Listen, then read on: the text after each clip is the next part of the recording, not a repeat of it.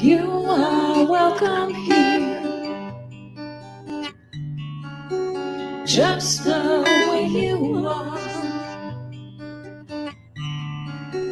No more hiding tears, no more covering scars. You are welcome, holy welcome.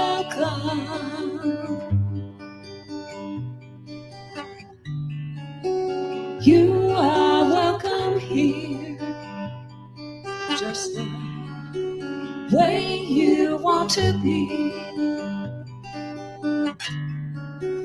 Bring your deepest hopes and all your wildest dreams. You are welcome, holy welcome, holy welcome.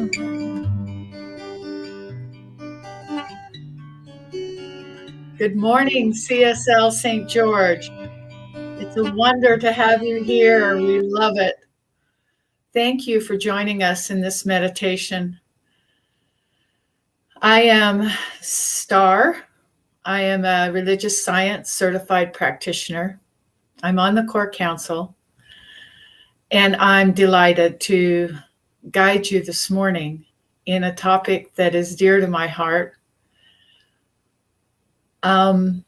What I want you to know is that in science of mind, we do treatments. They're called spiritual mind treatments. People that have been in science of mind understand what I'm talking about. But for those who don't, that are new to the concept of the science of mind and spirit, there are 5 steps. One is the recognition of God itself, source, the being within you. Number 2 is the realization that you are one with that. Number 3 is the claim of what you choose, what you would like to choose. Number 4 is the gratitude for the law of God, the law of source, the law of being, that makes everything happen. And number 5 is the release. So for today, I want you to just take a deep breath and breathe out. For today, we're going to claim something that you may or may not be aware of. Right here and right now, we are going to claim the feeling, the sense, the presence of the truth that you are, I am, in fact, freedom itself. We have choice in every moment. And so just breathe in and breathe out that you are at choice in every moment of the day. So we're going to breathe in and breathe out. I am freedom. I am freedom itself.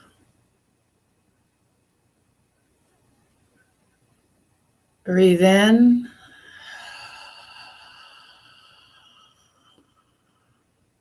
And breathe out. I am free. I am free. I am free to choose. I am free to be in struggle. I am free to be at peace. I am free for the experience of peace. I am free to be in pain. Breathe in your pain. Breathe it out. I am free to choose that which I want to be. I am free to be healthy. Breathe it in. Breathe it out.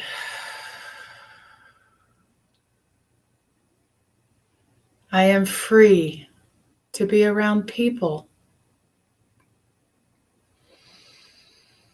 Breathe it in. Breathe it out. I am free to be alone.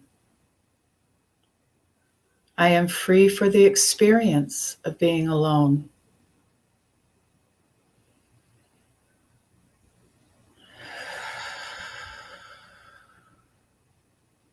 I am free. I am free to be me, just as I am. Breathe it in. Breathe out. I am free. I am freedom itself. I am free to choose. I am free to be. Breathe in. Breathe out. I'm going to make a statement, and I want you to just listen to it. And then when we're done, we're going to sit in a little bit of silence. And then I'll come back and we are going to say together a claim to what it is that we desire from our heart. I am allowed to know myself in a new way. I am allowed to experience myself beyond the known. I am allowed to claim my independence from what I have believed to be true, from the structures I have inherited, from the world of wisdom that I have claimed my ideas, what can be so and what cannot be. As I am independent from the structures that I have claimed me, I may now align to my true potential, my unlimited potential that exists beyond the known. And as I say these words, I align myself to the anchoring of the divine that has come as me. Breathe in. And now we'll go into a little bit of silence.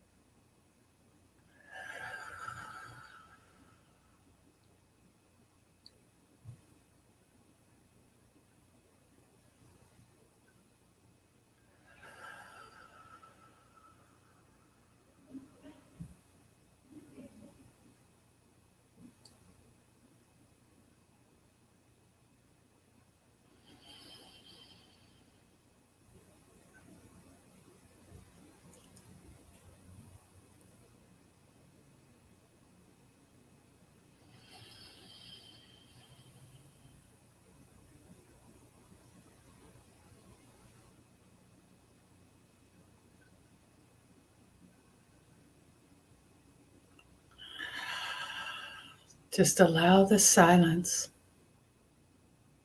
to be.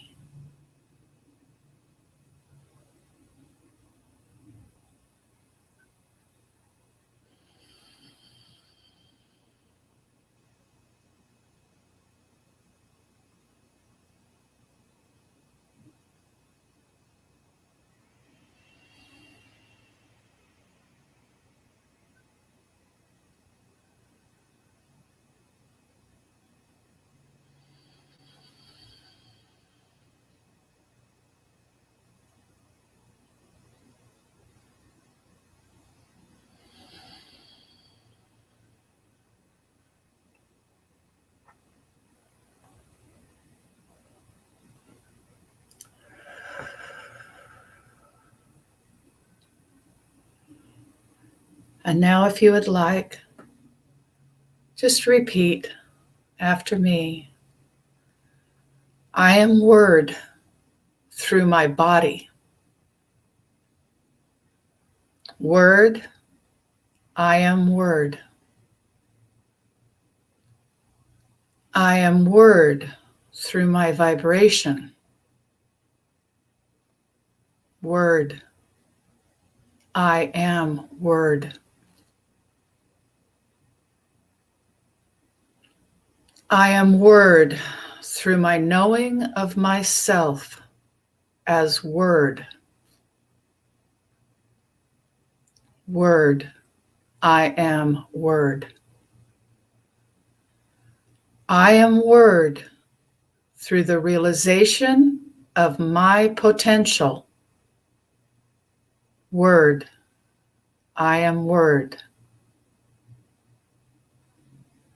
And so it is. Thank you.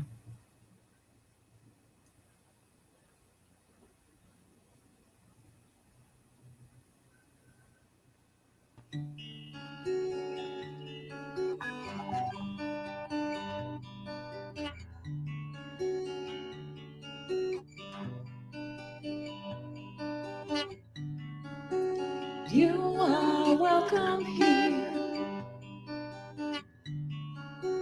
just the way you are. No more hiding tears, no more covering scars. You are welcome, holy welcome.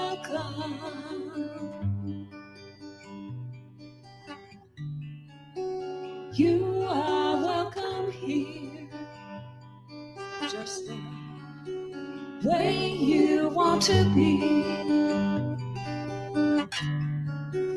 Bring your deepest hopes and all your wildest dreams. You are welcome, holy welcome,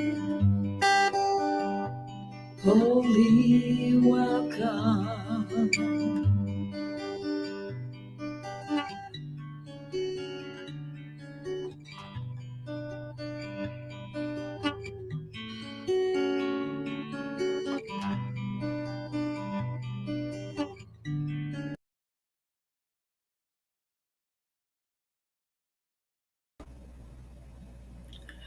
Welcome.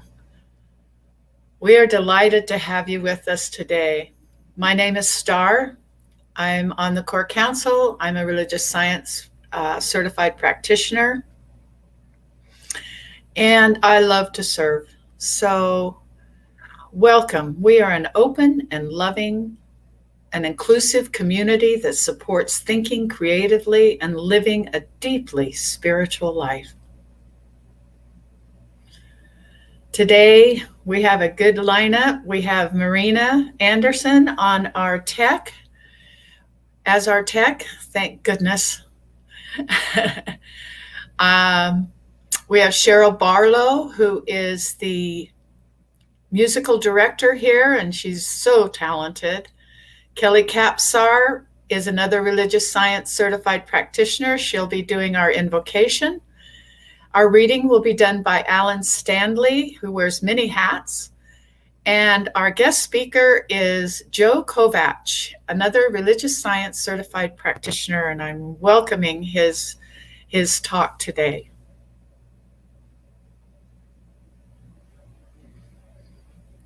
So our first song, we're going to bring in, there she is, Cheryl. Hey, sir. Hey, we're going to sing a lovely song I know that is inspired by Cheryl. Yes, this is an incredible song. The story actually, Karen Drucker was with some other musicians and waiting to go on a radio interview. And they were sitting in this, green room, and they started writing this song. They each wrote lyrics and passed this pad of paper around the room and kind of toned it up later. But anyway, it's beautiful. And just absorb these lyrics. After our invocation, we'll all get an opportunity to just affirm these words together. I will surrender to my greatest, highest good. I will release any fear that blocks my way. For every step I take is taken in pure faith, and I am stronger every moment, every day. My mind is willing and my heart is open wide. I trust my instincts and let spirit be my guide. I vow to live a life that's real and pure and free, as I continue walking in this mystery. I will surrender to my greatest, highest good.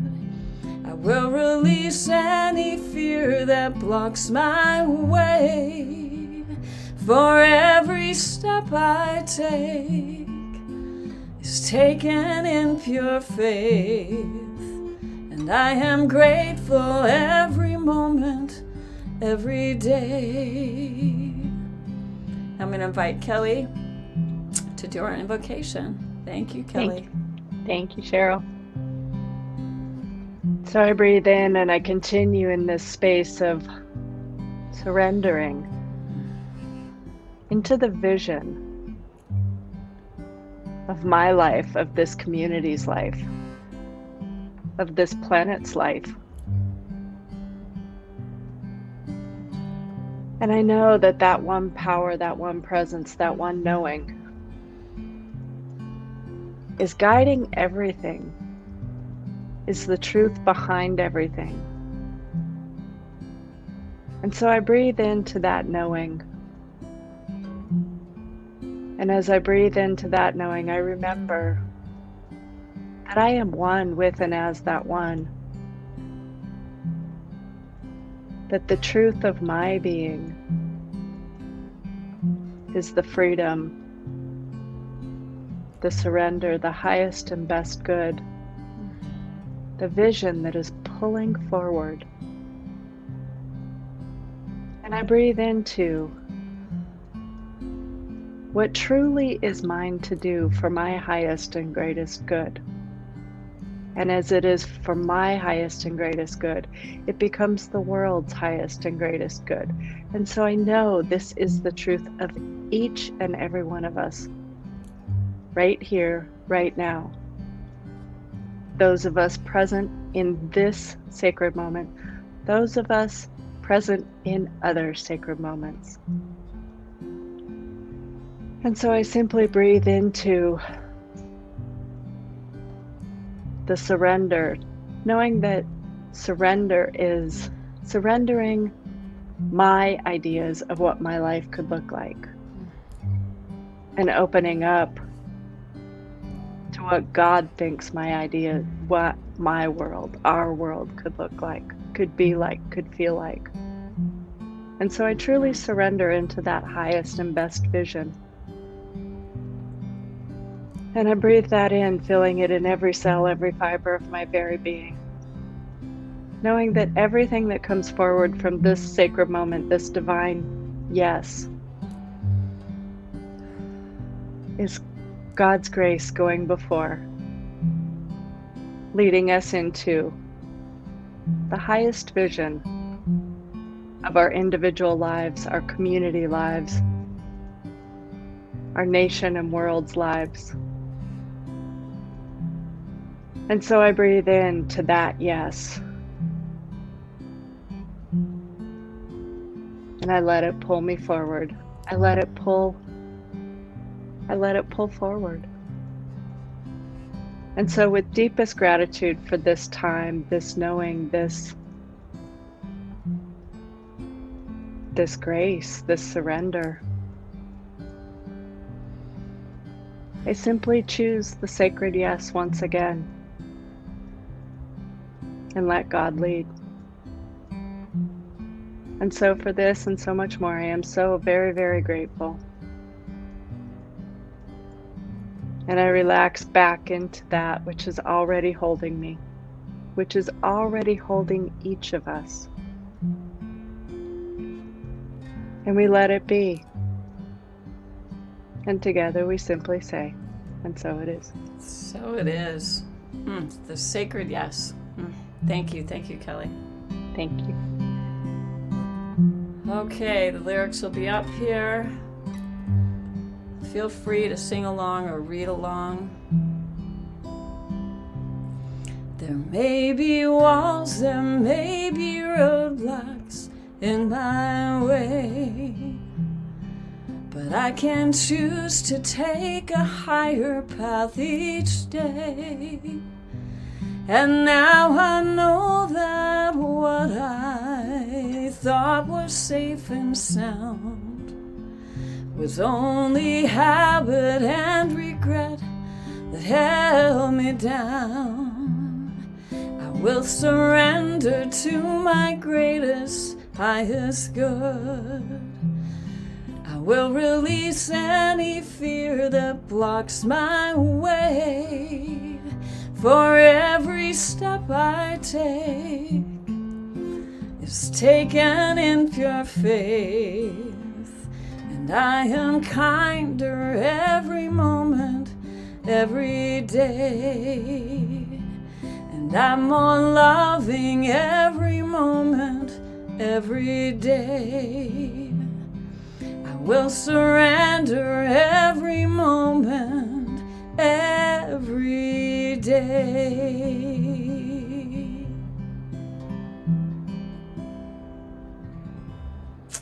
Now I'd like to invite Alan to join us, and he's going to do our sacred reading. Good morning, Alan. Good morning, Cheryl. Good morning, everybody. This sacred covenant was created to express the vision at Center for Spiritual Living in St. George for our new minister. And you're welcome to read along. There is only one life. That life is God's life. That life is perfect. That life is my life now. In knowing that I am one with this life, I know that I am one with all of its blessed expressions, which include the presence of a new minister for my beloved spiritual community. Because I know that the highest purpose of my new minister is to express God, I therefore know that my new minister reveals wholeness.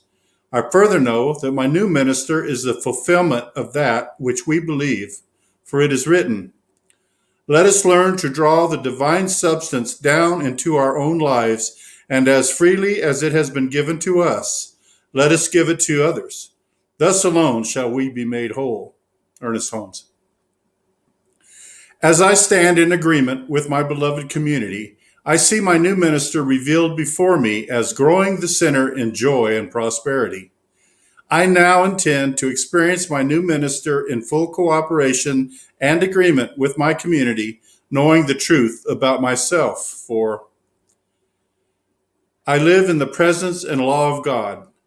I demonstrate wisdom through a mature understanding of the wholeness of life.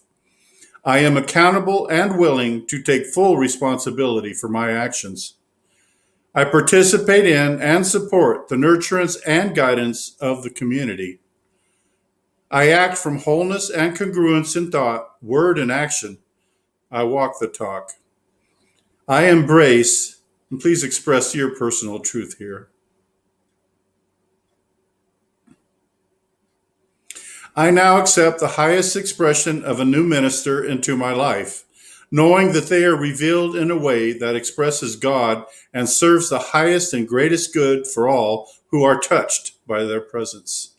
I am grateful, and so it is. Amen. Amen. Thank you so much, Alan. So, as a couple people have mentioned, our theme, the month of July, is Pulled by Vision. And today's focus is free your mind and the rest will follow. Free your mind and the rest will follow. So, the mind clearly is a very powerful force.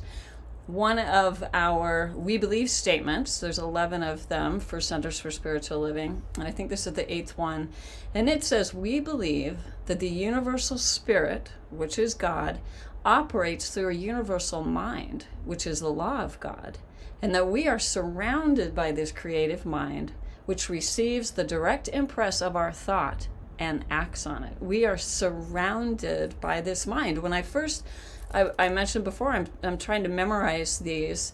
And when I first thought of that we are surrounded by this creative mind, I actually physically pictured myself in it and pictured myself feeding into this mind what I want to manifest into my life. And it's not a drive-up window, right? It's not like takeout. We don't just go place our order and we go, but it's the things that we ruminate on, the things we meditate on, the things that we worry about.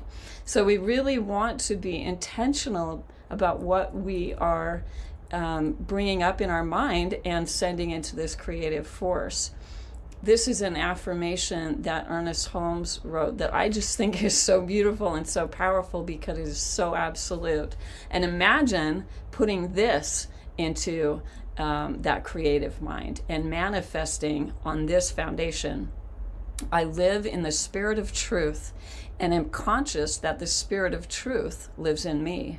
My word is the law unto its own manifestation and will bring to me or cause me to be brought to its fulfillment.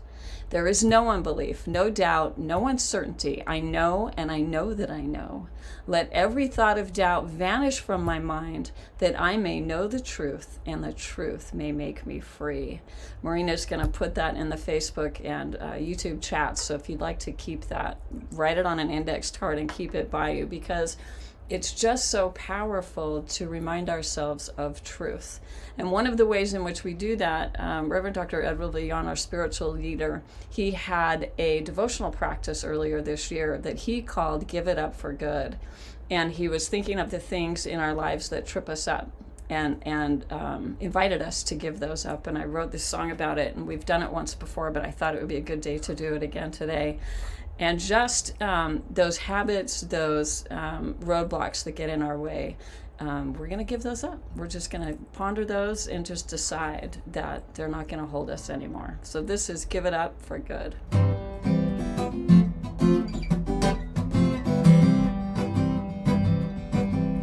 I give up any attitude that stands in the way of peace.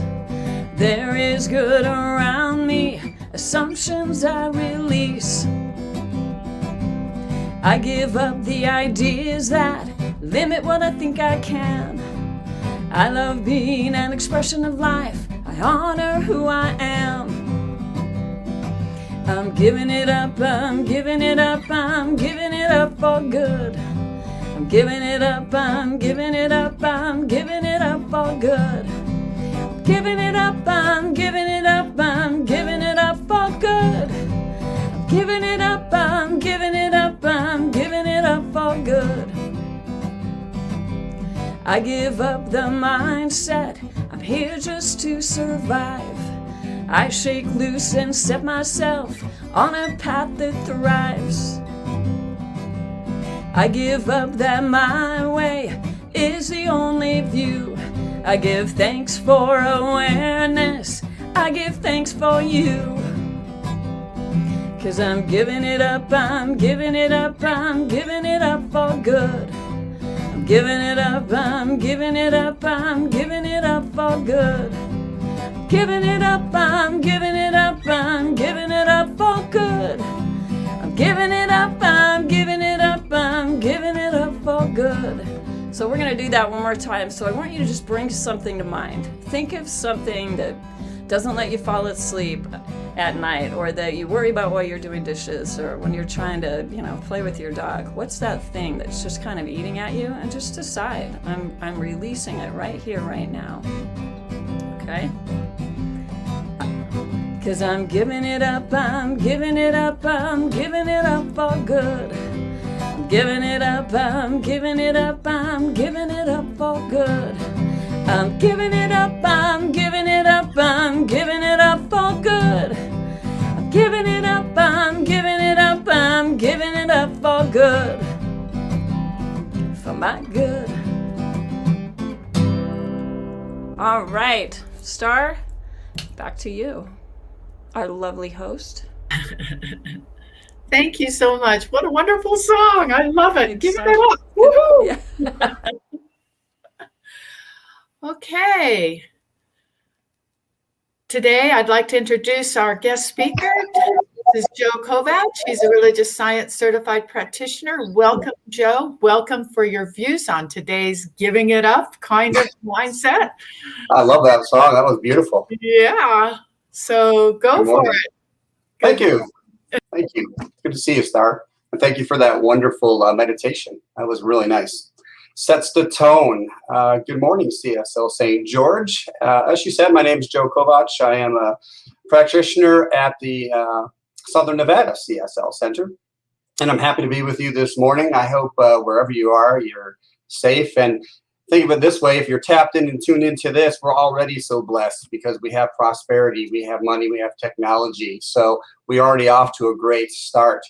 And how amazing is it I get to do a talk with the title, Free Your Mind and the Rest Will Follow. So if you're anywhere near my age, that song is ringing through your head right now. I'm not going to say it because it's been there for weeks for me since I've been thinking about this title.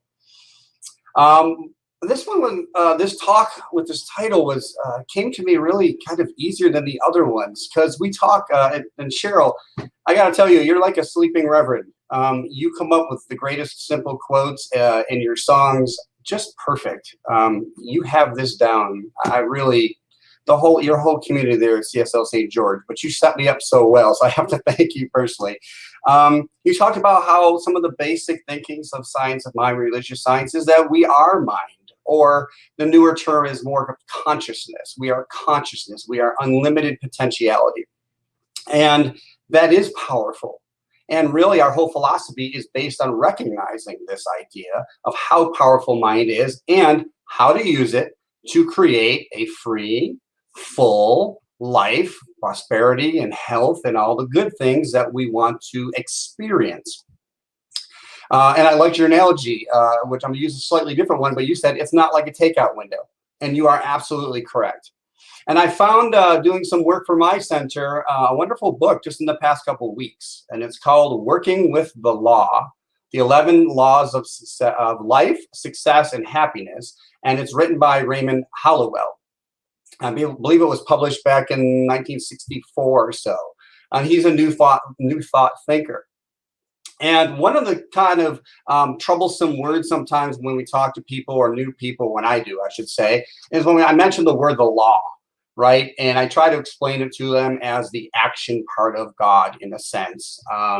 And Raymond, in his book, Working with the Law, and it's just his opening kind of introduction, he says about this, he says, I shall call God working in our lives law.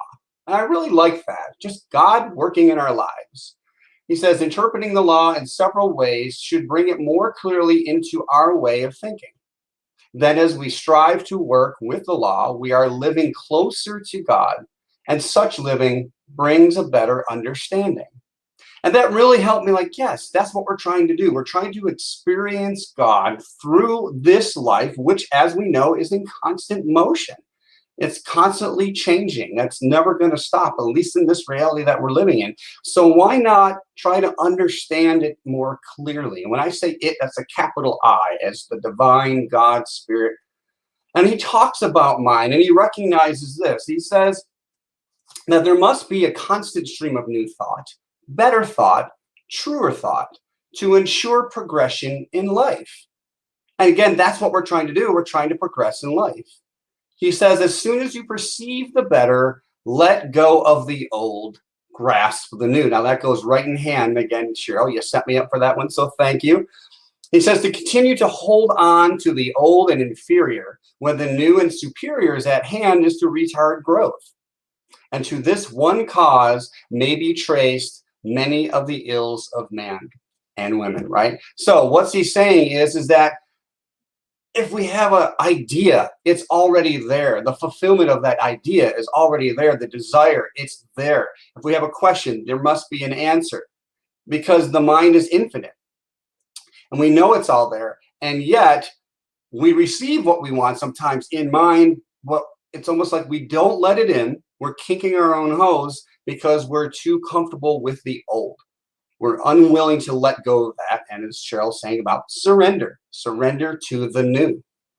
And so that's also what we need to do in order to free our mind. That's a big part of it, and a big part of our philosophy is freeing our mind from the old patterns, which used to work.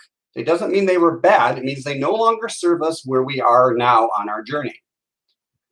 Raymond continues on and he says this. He says, how do we clear our mind, right? How do we get clear? He says the practice of clear thinking tends to clarify the mind, tones up the faculties, sharpens the perceptions, and gives one a stronger and better grasp of the basic essentials for a larger and richer life. Now that's what I'm looking for. Clear and exact thinking is a very great necessity, he says. It is, in fact, a sure means to advancement on the material as well as on the spiritual planes. That's it in a nutshell. So it's not just about being aware of our thinking, understanding it, and maybe even recognizing the new, better thought, but getting clear. Why? Well, we're going to find out, but obviously the main answer is because the more clear we are, the more our connection with the law is, right? If we liken back to the simple analogy of the law being like the soil and our thoughts being like seeds, well, I can say I want food, and there's going to be a whole bunch of seeds that could be planted in that general term.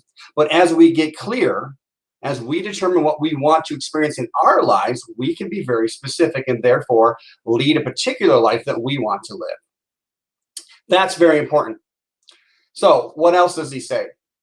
Well, he goes into this idea that the line of distinction, however, which this idea of clear thinking should be drawn between mere surface thought, this is ordinary, trivial, and commonplace thinking, and real thought, which is associated with the understanding of truth with the capital T.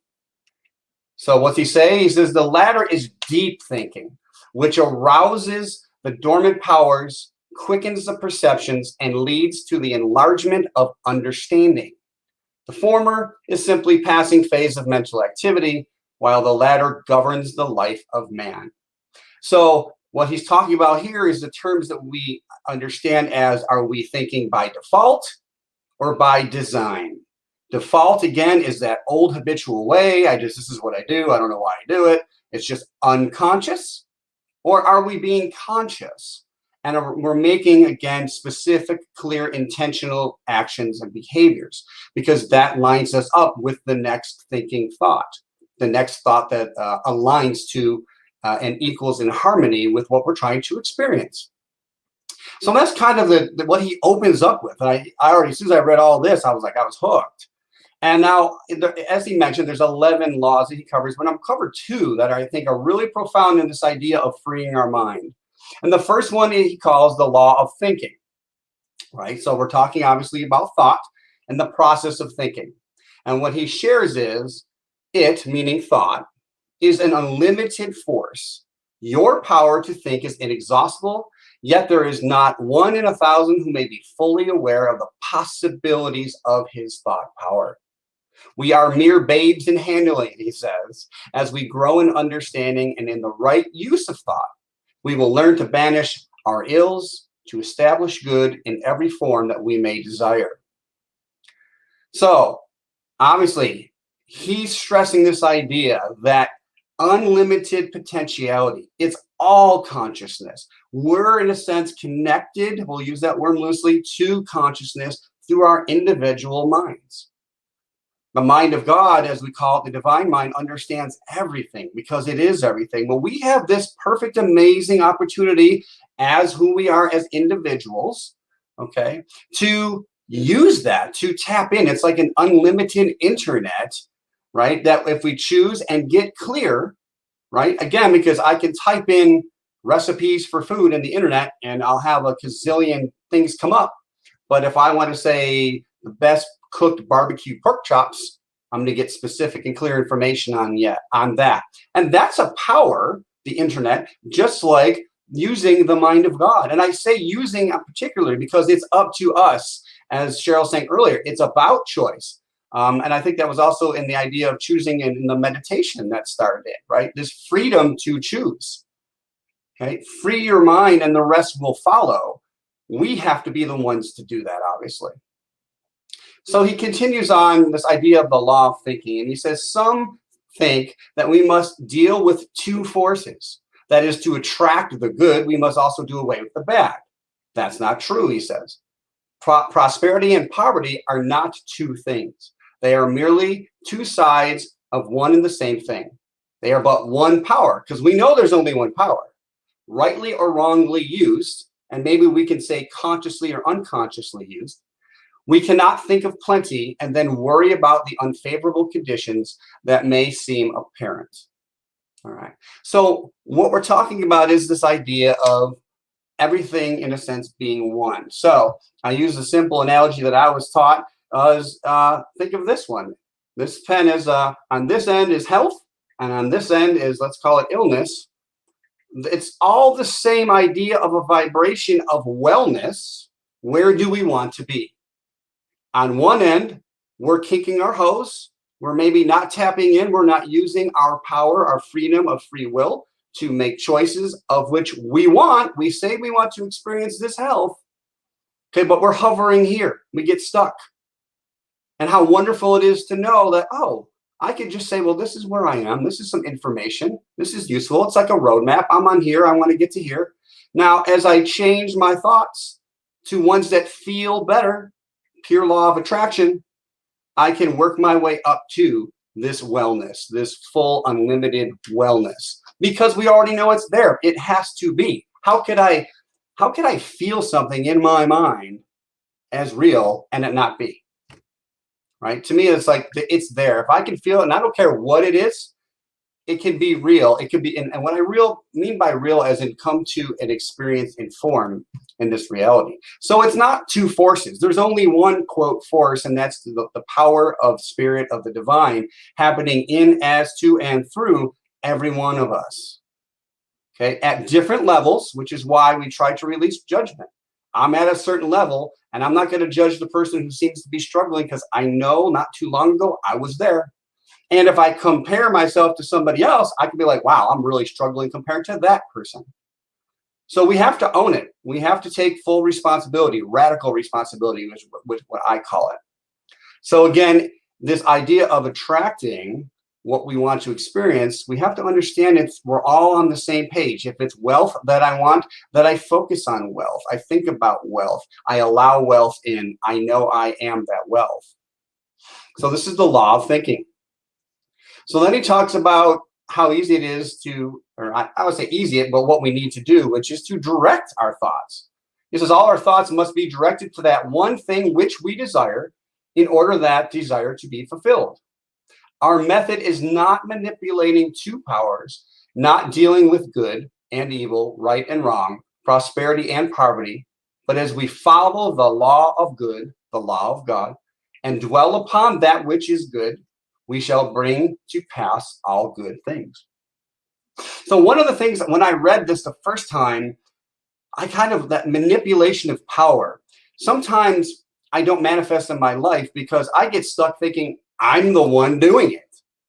I don't know about you, but as practitioners, we pray, and often we pray for others. And sometimes one of the things we're taught is to check ourselves out.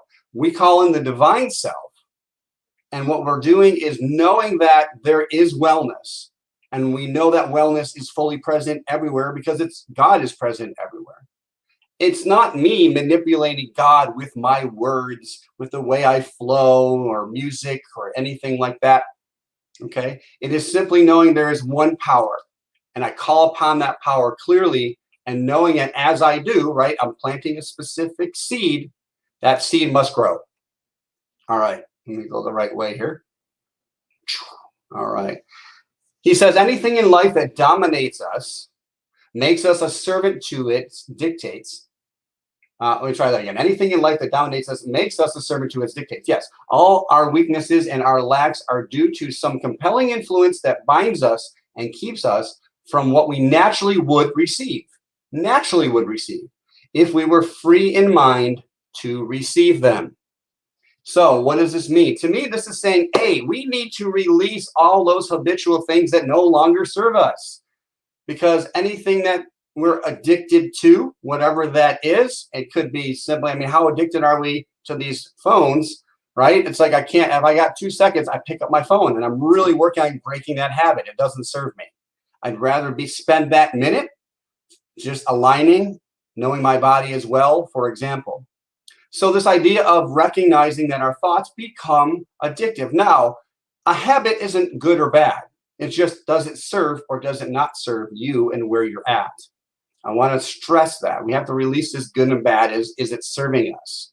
Right? It's simple, like if I'm trying to get to St. George from where I am and I turn south on the 15, I'm going in the opposite direction. I can call that bad. It's simply not going to serve me to get to Utah where I need to go. So I make a change. So releasing and becoming aware of these things and not allowing things to control us. And that takes a little bit of work. I also found this interesting that in his work, he wrote about this idea that when he wrote it, there was a flu epidemic going on. He says it was raging throughout the country. So I'm thinking if he wrote this in 64, maybe, the early 40s. And he says there was an article in the paper and it literally read, "Do not fear the flu."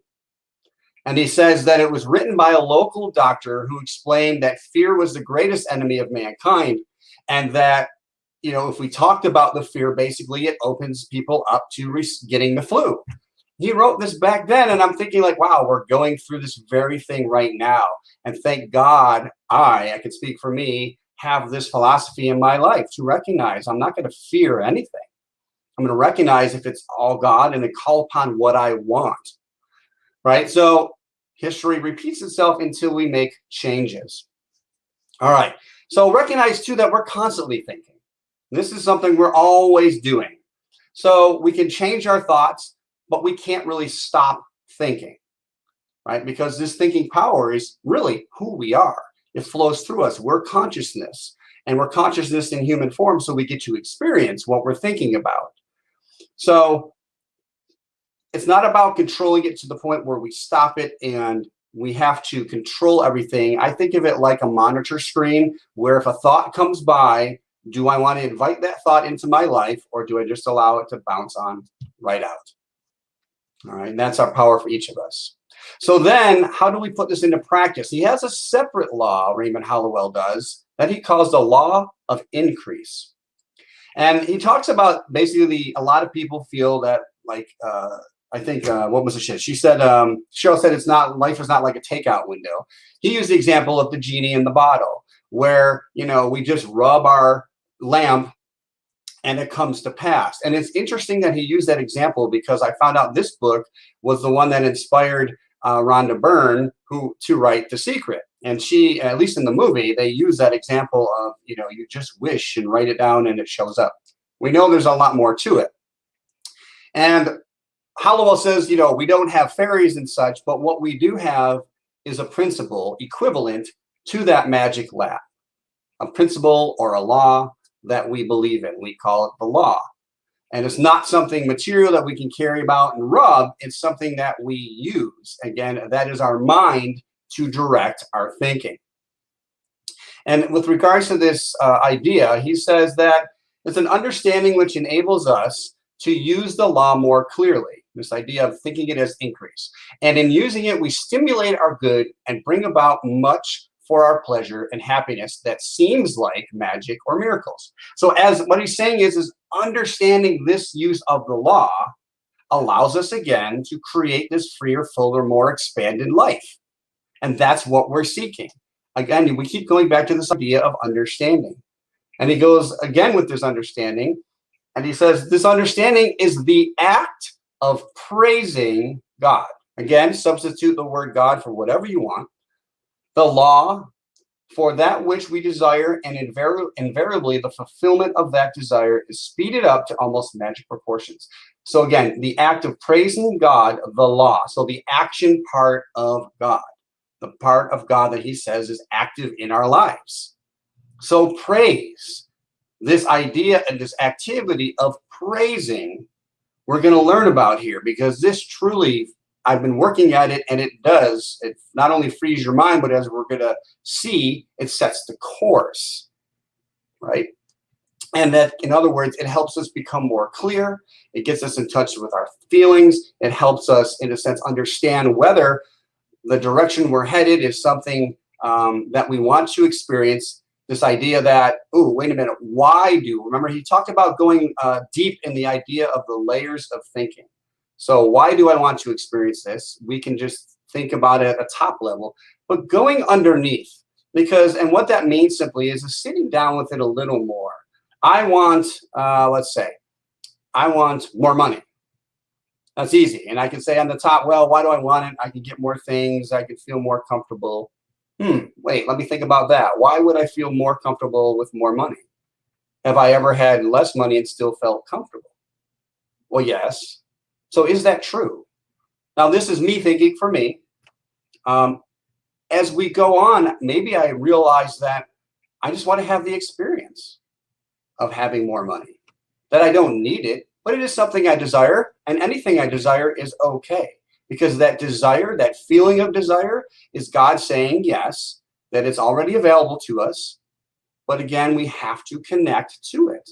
And I use that word connection as words kind of limit. But this idea of aligning and knowing and understanding that that prosperity or that desire that I seek is already there. I am one with it, because if everything is one, then I am that desire, whatever it is. And I got into this a little yesterday. I can't remember what I was doing, but I literally, similar to, I think it was Cheryl who said they saw themselves in the mind, like in spirit. I was that prosperity. So then the answer to me, the question to me from this point of view was, why would you ever hold yourself back from that which you already are? And it was like a kind of a profound moment for me, right? Why would we? And it's simply that we need to understand and be able to choose to use this idea of the law of increase. So praise, right? And yes, get excited. Why? Because that's part of it. If we're excited for things, that just we're on the far end of the spectrum. We're not him-hawing. We're saying, yes, this is what I love, whatever it is. So how can we use this more? Well, he says, through this inherent law, when man praises, he opens himself upward to God. He lifts his consciousness to a higher realm and becomes a greater channel to receive the good that is ever waiting to come to him. Praise opens a little door in his mind that enables him to draw closer to God and to be attuned, great word, to the divine forces within and about him. So in a sense, it's like jumping into the action that's already happening, right? And yet what we're doing is we're jumping into the end that we want to experience, right? Because if we're praising something, we're noticing the good in it with a capital G, the good, the God, the spirit, the sacred moment in it, which brings this and aligns this with it. He says attuned. I love that word. He also says about praise that it affects us in the, there we go. Too fast, there we go. Some of the things it does. He says praise is a stimulant of the mind. It quickens prayers. It magnetizes all the good around you, and it transforms that good into usable, visible substance. So what he's talking about, that particular note, is this idea that it doesn't just stay in mind, it's that we're manifesting in form those things that we want to see and experience. He says praise is an avenue of prayer through which the spirit law expresses itself. It's the shortest route to complete any demonstration or manifestation, and the quickest way to enjoy effectual prayer. It expands and opens the mind. He says upward, but we know that divine spirit is all around us. Okay. And while it never really condemns or contracts. Pray, the best one I love, and it's at the bottom there, if you can see it, praise is faith in action. I love that. Faith in action. So I kind of mentioned this before in a different way, but he particularly says this idea of, and go ahead and read it. I'm going to kind of just talk about it here. He talks about, again, what we're doing. We're not influencing God by praising. So like, if I get like extra excited to think like, ooh, the more I yell and hip and haw, I'm affecting the law or God. God's going to notice me more. That's not really how it works.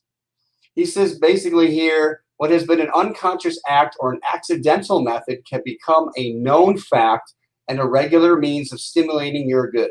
If one learns a simple method of praise, that alone will stimulate and increase good. So what he's saying here, unconscious act, is simply by doing things such as asking people how they're doing, pointing out to the cash register, you know what, I really enjoyed the way that you handled that last customer because they were not in a good mood, and just want to let you know that you're doing a great job. Or letting the waiter know or a waitress know. Anywhere you go, thanking someone for letting you in traffic. Often, believe it or not, the most, I think, public people get the least amount of praise. And what I mean by that, and this is my personal experiences, but I know like working in education often, it's often a thankless job. And I'm not mad about that, but it's like, you know, it's constant change. Kids and parents, they're focused in the moment and then they move on. And it's nice when somebody takes a moment to say, hey, you know what, I really appreciate you doing this for my child. It's not about judging whether they could have been better or not. What we're doing is recognizing that everyone is doing the best they can with what they have and where they're at. All right. I want to make sure. So it says prayer should not be one of supplication and so forth. For time's sake, I want to move along. Obviously, we talk about affirmative prayer. We're affirming and realizing and jumping into that action part of God. And when we praise the richness and opulence of God, the law, our thoughts are greatly increased in the mental atmosphere. And basically what happens is, as it says, is as we give, so shall we receive. And it says right here. So if we focus on what we want, then we're good and we're golden. All right. So another thing, again, I know I'm running out of time. One of the things that we've been doing at my center is reading this book, A Complaint-Free World.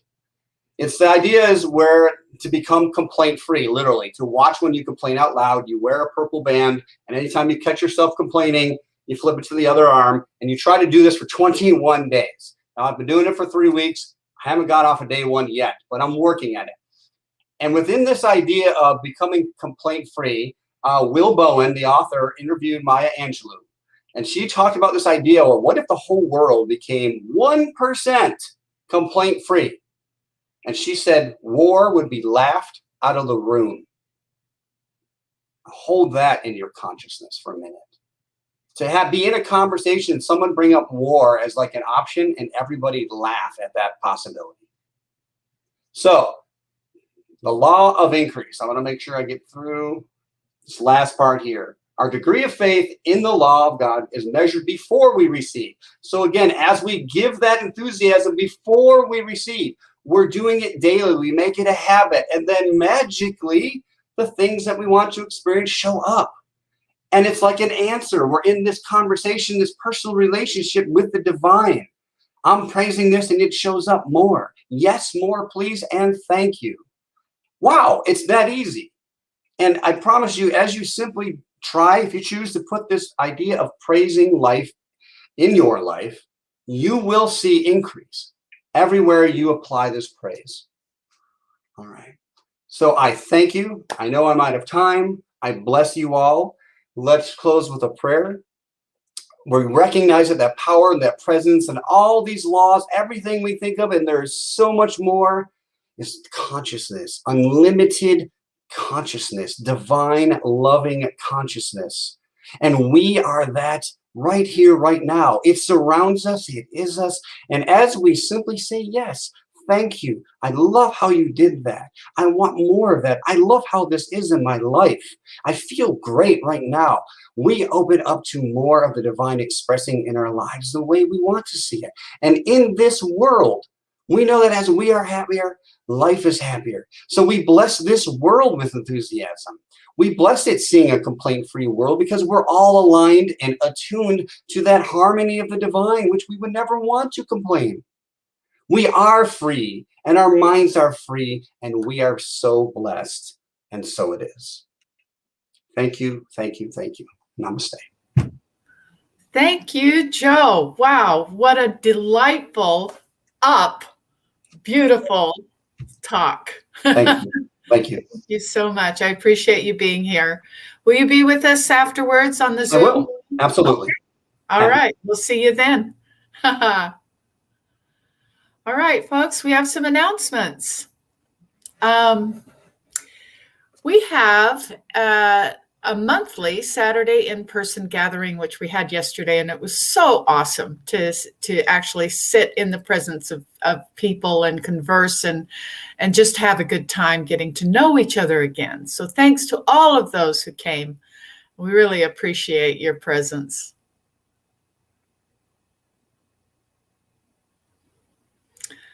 We have a book club led by Sue Fulmer, and you can contact her at suefulmer@gmail.com. They're studying right now Wayne Dyer's Change Your Thoughts, Change Your Life, and I know that that's awesome. Wayne Dyer is wonderful, and so join her then and spread the love. You can give to Centers for Spiritual Mind, St. George, Spiritual Living St. George. You can give by text, you can give online, you can give by mail. We appreciate all of your donations. We are a work in progress, still looking to find a new place, and so we could use your support. We have a support system for you, Community Care Circle, which provides compassionate support through calls, cards, and prayers. And also send us your prayer requests. Our practitioners want to support you for any circumstances in your life. You can email those requests at prayer@cslstgeorge.org. Join our community conversation at noon, just after the service. Joe will be there. And a few of us, we like to talk about what we've just experienced in the talk, and we have a good time conversing, even though it's online. We still have this feeling of camaraderie. Join us next Sunday. It will be Reverend Elijah Christopher speaking on Stayed, which would be interesting. And then Joe is back with us again on August 1st for Time Up for Tune Up.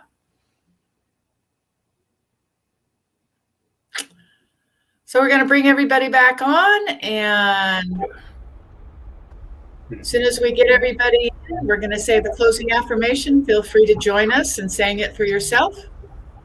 Something wonderful is happening through me right now. It is this thing called life. Life is in my mind. Life is in my body. Life is in all that I do.